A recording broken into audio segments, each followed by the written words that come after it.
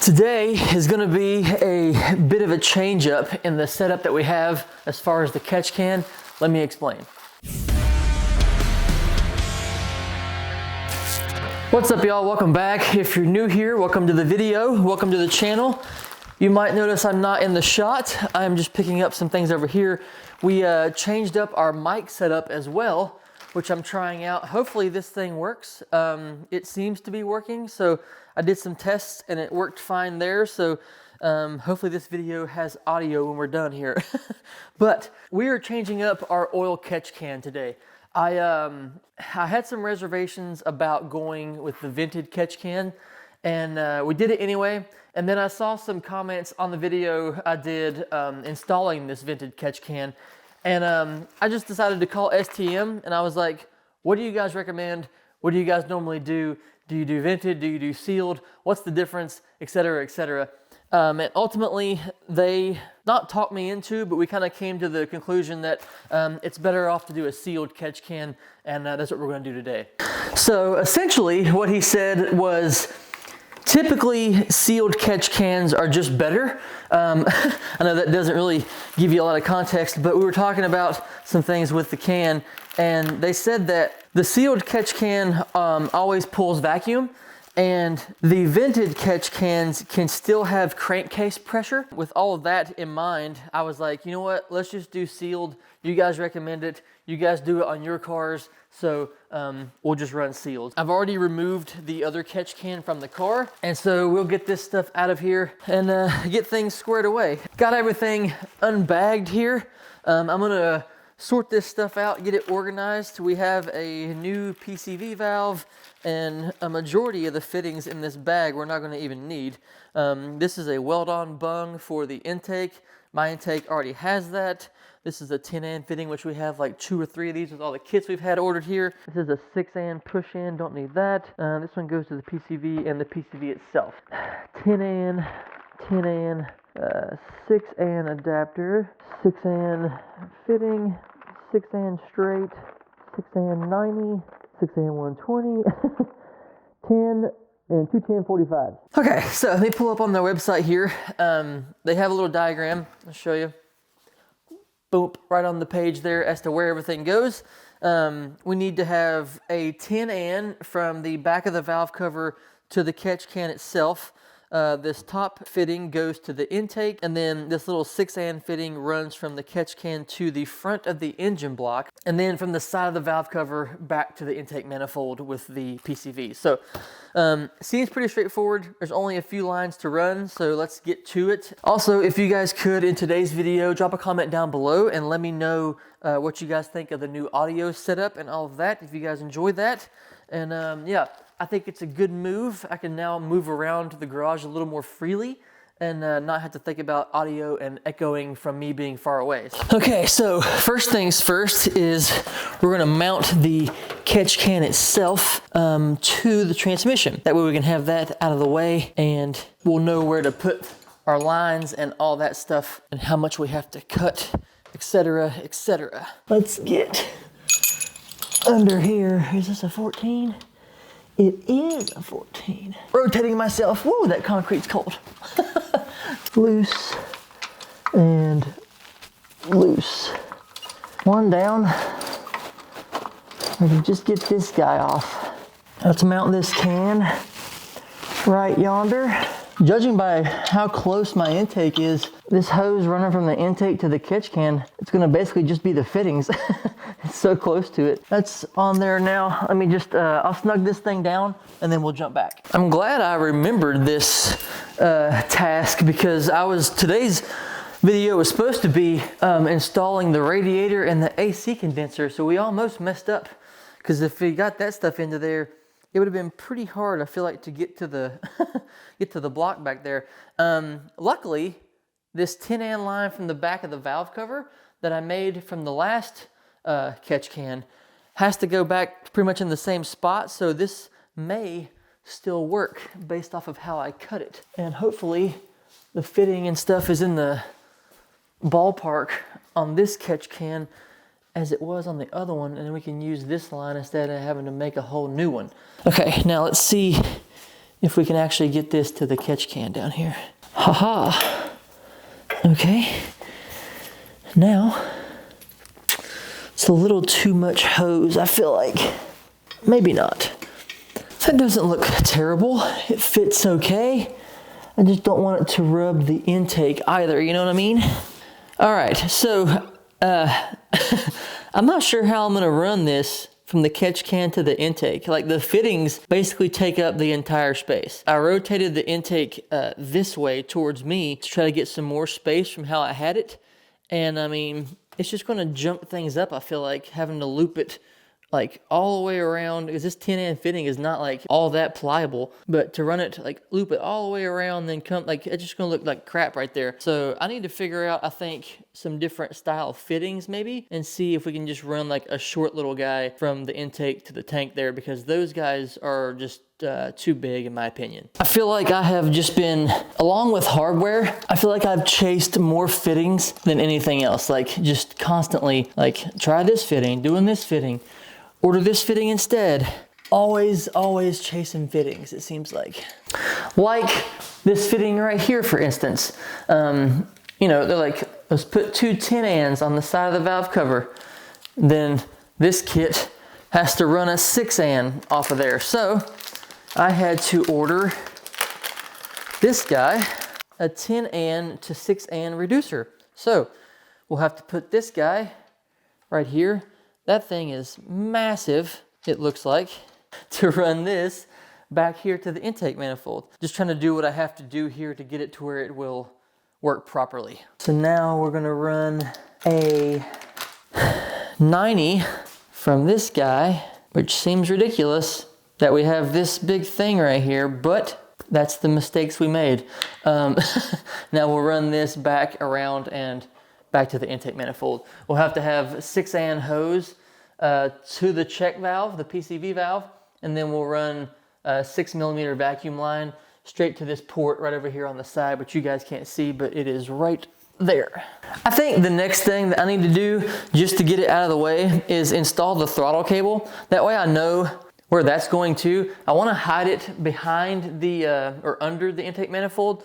So let me grab that real fast and we'll pop on the throttle cable just to get it on there. Let's flip this cable over and we'll mount it right here. No, of course not. Okay, we finally got this thing ground down enough, so I had to bend it as well, but we laid some direct to metal paint on there, letting that dry for a bit, and then we'll try to put it on there.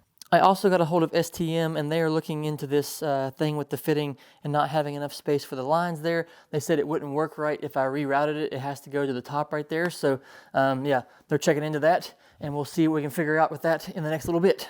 For now though, I'm gonna go ahead and make this 6N line that's gonna go from the PCV and all that stuff. I got a little bit distracted with that throttle cable. It's been like an hour, and we'll get this thing made and move on from there.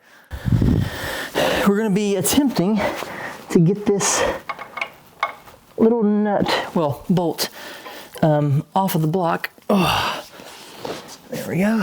And that will allow us to put this 6N fitting right here. It looks to me like it's very close to the O2 housing, but that's where it's supposed to go. So they did have some red Loctite on this. Let me grab the 6N fitting. We'll put that in there and see what we got here. Probably should have did this before I put the O2 housing on, just to have more space in here, but it is what it is. Who'd have thought that this catch can would be one of the biggest sources of headache here. We're getting this AN hose put together, and we're gonna run this one. I got a hold of STM, and they told me that in my case with that thing being so tight there with the fittings, it's okay to run a loop. So I'm gonna run a little loop to get the intake to the can, and we can make it pretty tight. So we'll try to do what we can. I haven't tightened it down, but I did install that 6N hose, and I'll take you over and show you that in just a jiffy. You guys have watched me do this several times in the last few videos, but I put that tape on there to make sure that we're not, like, the hose is not backing out of the fitting itself. just to be a little more cautious, take the extra step, you know? Yep, that's good. All right, this end is now on. So I'm going to take this over to the intake and see just how tight of a loop I can make this. I want you to look at the vibrant fittings. Look at all this. This isn't even all of it. This is just stuff that I've ordered and have here. I have some other stuff on a shelf back here, or on my little rack. You'd think I was a vibrant dealer, but I can assure you I am not. Now what I have to look out for, even though I don't have it in there yet, is the radiator. Could potentially be in the way.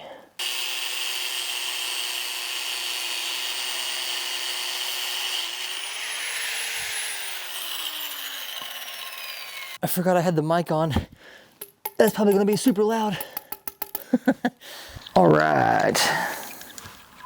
This and stuff takes up so much time. It's so, I won't say tedious, but it really is kind of tedious. Measuring, cutting, blowing out, pushing the and line on. Pushing the and line on is actually what takes the longest, in my opinion. There we go. All right. Hose is made. Okay, so we got the fitting back there. It is right in there. You probably can't really see it. It's not wanting to focus on just that piece. There we go. And then that runs loop up and around down to the catch can right here. This line runs up to the back of the valve cover.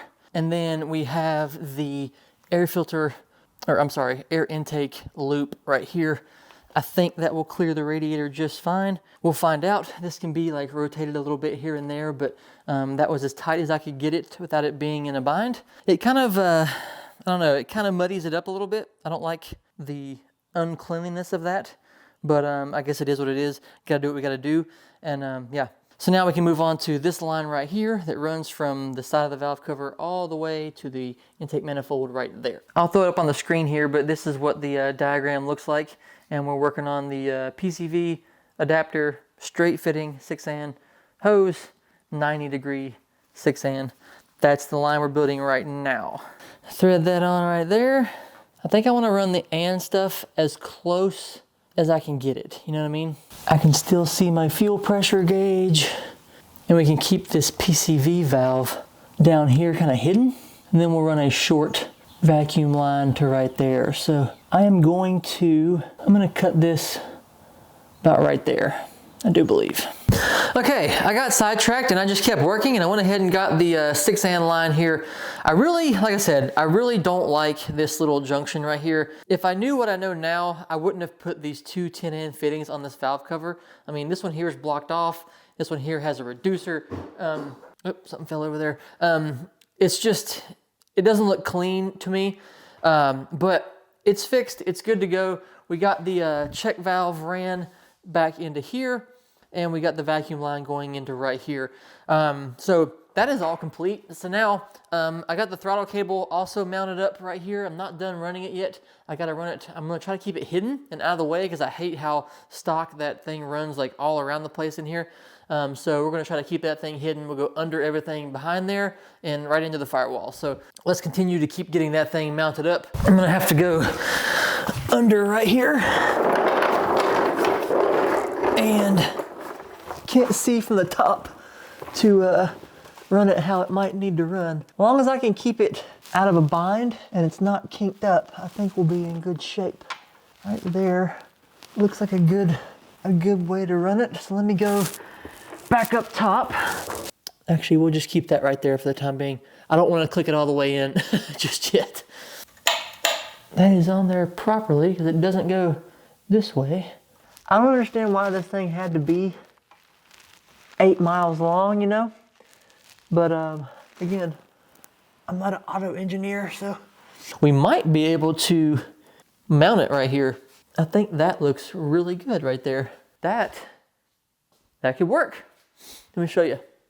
So it kind of comes, throttle body comes down under, up through here, and then we can mount it right here on this little bracket over here on the side, and that'll keep it clean out of the way. Everything is kind of tight underneath. There's no real bind. That might just work. I am going to end it off here. I don't like that loop on the intake. So I was talking to the guys at STM through email there, and they said I could run a straight fitting on it and it wouldn't hurt anything. So I'm gonna order one of those straight fittings. We'll put that on there and try to reduce some of that loop size and get rid of some of that hose on there and make it a little bit cleaner. But aside from that, everything else looks super good. It's very clean on there. Aside from the valve cover I talked about, I just don't like that. It's not janky per se, but it definitely looks like there was an oopsie, and I tried to fix it with the block off plate and the reducer thing there. It just doesn't look clean to me. So maybe in the future we'll try to fix that, but for now we're gonna run it how we have it. Looks super clean anyway, and so I'm happy with that. So thanks for watching. I do appreciate it very much. As always, drop a comment down below. Let me know what you guys think about the catch can or catch cans in general, and I'll see you next time. Bye.